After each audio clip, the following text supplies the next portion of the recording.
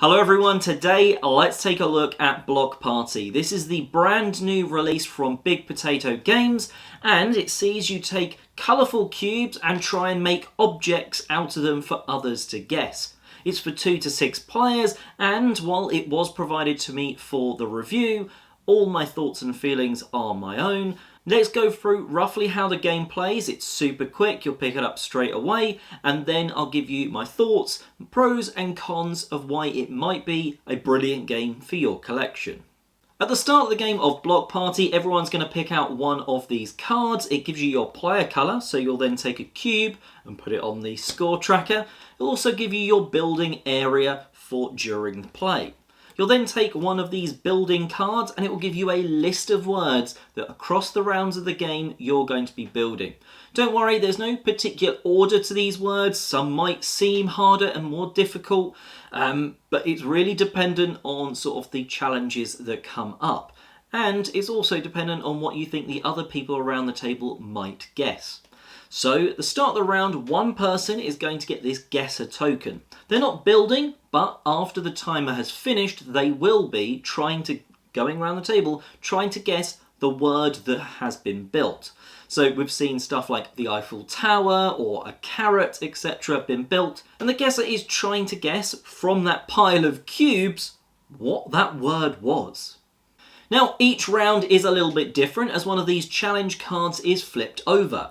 They range in time, some are 30 seconds, some are up to a minute, with others 45 seconds for a bit of variety. So not every round is the same length in terms of how quickly you've got to build. Some might be use the fewest cubes. This one here is build the tallest object.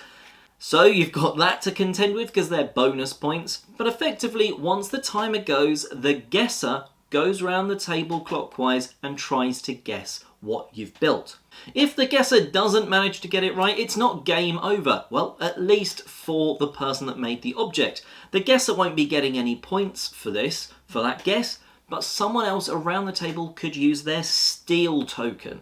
It's stealing, but it effectively means, well, the guesser's had their attempt. I think I know what that is though. And everyone can do that once per round, guessing what someone else's was if the guesser was wrong. Points are then awarded. The guesser gets a point for every one they got right. The builders gets a point regardless of who got it right. Was it someone stealing or the guesser? Although if no one gets it right, they get no points. And if you did manage to steal and get one of the answers right that the guesser didn't, you also get a point. Depending on the player count, you're going to do a different number of rounds. For example, at 3 players, you're going to do 2 rounds as the guesser each for a total of 6 rounds. Whereas at 4 players, you're only going to have a go at the guesser once for a 4-rounded game. At the end of the final round, you see who has most points, who is furthest around that track, and they win Block Party. You might think, how does this game work at 2? And that's because there's a bit of a rules twist. It becomes a co-op experience as you're actually trying to get instead of opponent, your teammate to guess the thing.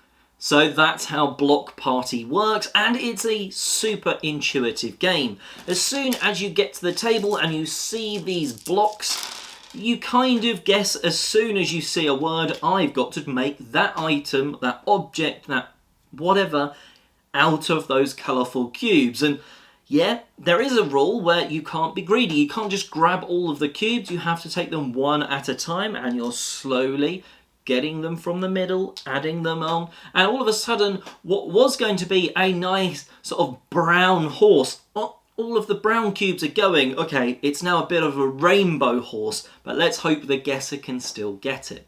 So from the actual building, looking at the words, choosing which one you're going to do and taking the cubes, super intuitive. Anyone can basically understand the idea of what they're supposed to do from the off. And that means all of the fun is just straight up. There's no really rules explanation, apart from maybe the scoring and when to steal. That scoring system is easy though. If the guesser gets it right, they get a point. If it's stolen by someone else, they get a point. And regardless, if your design of cubes has been determined to be the word it should have been, you get a point. It's that simple, and again, it just keeps that intuitiveness. There's never a point where you're like, oh, someone got this, but it wasn't the guesser. Do I get points?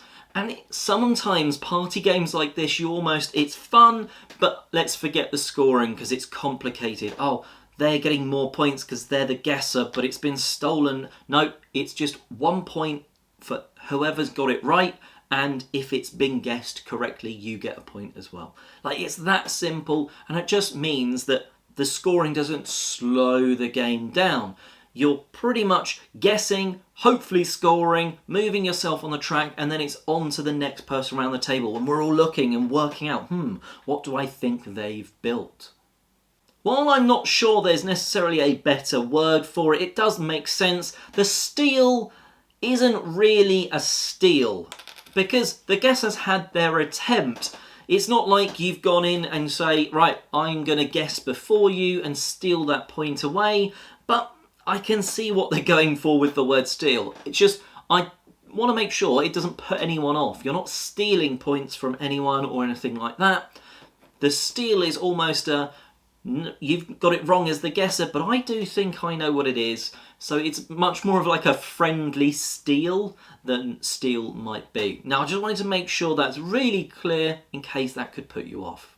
Putting aside the sort of two-player co-op, which, as I alluded to, you can play that just with more players, maybe if you've got youngsters or you just want to be cooperative fun. Putting that aside, the game sort of starts at 3 to 6 players. Now, at that 3, it's a perfectly playable and enjoyable building experience, but when you've got 4 or more around the table, that's where it really gets going. At 3, it's a little tamer, and that's because one person is the guesser, the person currently being guessed is that builder, so they've built something. The only other person that can steal is that third player. As soon as there's 2 people that could be stealing or more, there's that extra bit of tension and race to the steal element, and I think that just adds that extra bit of excitement.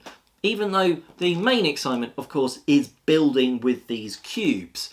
But the stealing quickness, well, that gets going as you have that 4th or more player.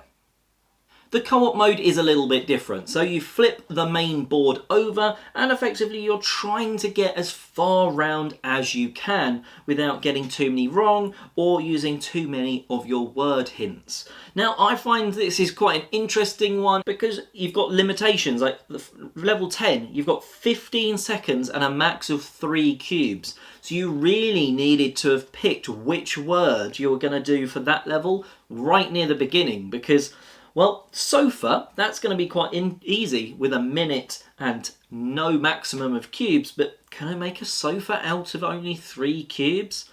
Well, there's probably quite a few on here that I'd struggle with. Cactus, also potentially hard with only 3 cubes. So you really do have to think about your words a little bit more when you're in the co-op mode, and that's quite an interesting sort of extra. You don't have as much thinking in the sort of standard mode. You're mostly just, I need to make it so it can be guessed. And maybe because of the challenge card I want to build with few cubes or the most different colours. But there's a bit more thinking to what your word's going to be in the co-op version. And, well, that I don't think we will probably ever beat level 10 of. There's no denying that, like the box cover with the cubes, those drawing-y, doodly cube constructions are pretty bright and colourful. Yes, sometimes you get the perfect cubes to make it the perfect colour. You've got a grape, it's got that green top and those purple cubes underneath in a grape shape, and it looks like it should. But then the next time you're not so fortunate, or maybe you've got to use as many colours as you can for a bonus point that round. Well, all of a sudden, I'm just going on shape. It's a bike, but it is a rainbow colour. And just like the box, that's what some of the drawings turn out to look like. Just a mash of colour and leaving everyone scratching their head. But that's part of the fun. And if you're looking for that sort of fun building game that the whole sort of family could enjoy, it doesn't really matter how good you're going to be at it. Everyone's getting a chance to guess. That's who Block Party is aimed at. and I think a lot of people are going to enjoy it. I can certainly see at Christmas time, family events, that sort of thing, Block Party being a great one to grab off the shelf. Let me know if you've picked Block Party up and if you thought it was any good in the comment section below. And until next time, thanks for watching.